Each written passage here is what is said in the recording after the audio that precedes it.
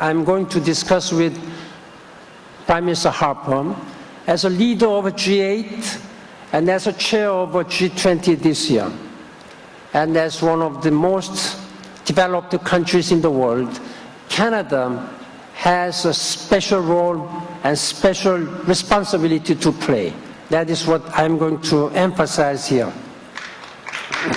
Hundreds turned up to listen to UN Secretary General Ban Ki-moon. In his speech, he reminded them about Canada's commitment to the Millennium Development Goals, and he had some specific advice for Canada on climate change. I urge Canada to comply fully with the targets set out by the Kyoto Protocol. You can strengthen your mitigation target for the future. In the middle of this financial and economic crisis, for the first time in the history of the world, the number of these poor people has reached more than 1 billion people.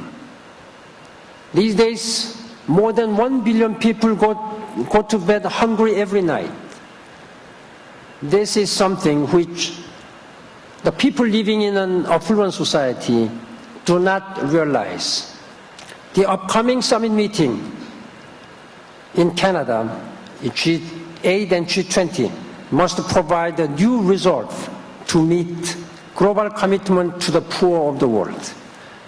They must generate commitments that will guide world leaders at the Millennium Development Summit meeting at the United Nations in September. Yes. You've remarked that this is a world in transition, but also a world in crisis. It's a financial and economic crisis that we're facing, and we're hundreds of billions of dollars short of being able to tackle the Millennium Development Goals and climate change mitigation and adaptation.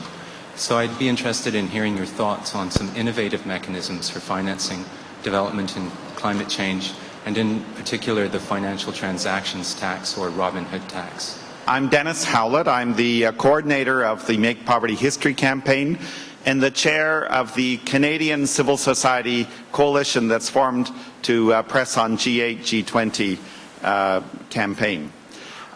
My question is, you're very correct to insist that the promises made at Gleneagles be kept, but in light of the impact of climate change and the global economic crisis, what above and beyond keeping past commitments, what is the new level or scale of commitment that's necessary in order to actually achieve the Millennium Development Goals?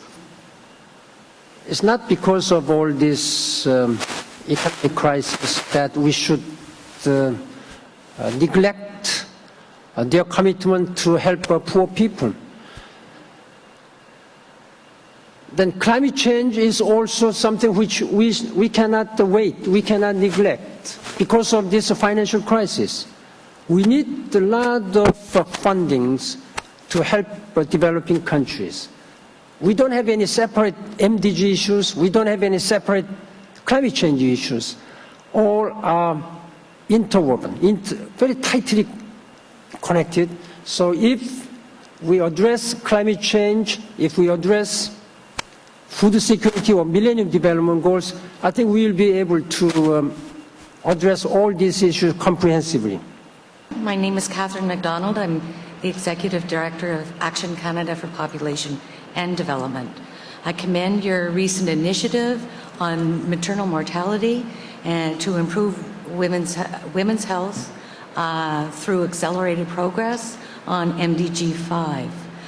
I want to know whether you will use the recent research done by the UN FPA and the Guttmacher Institute, which shows that a comprehensive approach to maternal and newborn health could save as many as 70% of women's lives and nearly half of newborn lives if services are comprehensive.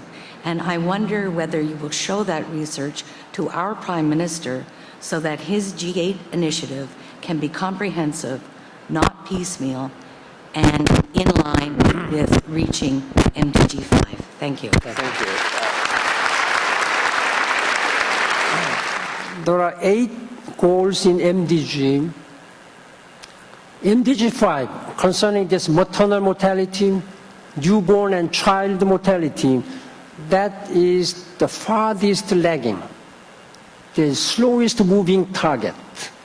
The maternal mortality has become one of the top priorities now in MDG, and you will see a difference. We have taken a global action plan, and I hope that the world leaders again will discuss this global action plan, how they can contribute and how they can prevent and stop unnecessary death of many women and girls from pregnancy and birth, delivery-related death. This is again the very important social justice issue.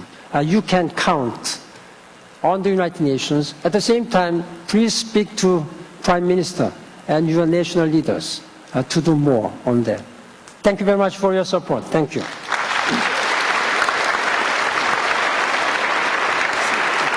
I'm just going to say a few words to thank. Join thousands of Canadians and make your voice heard.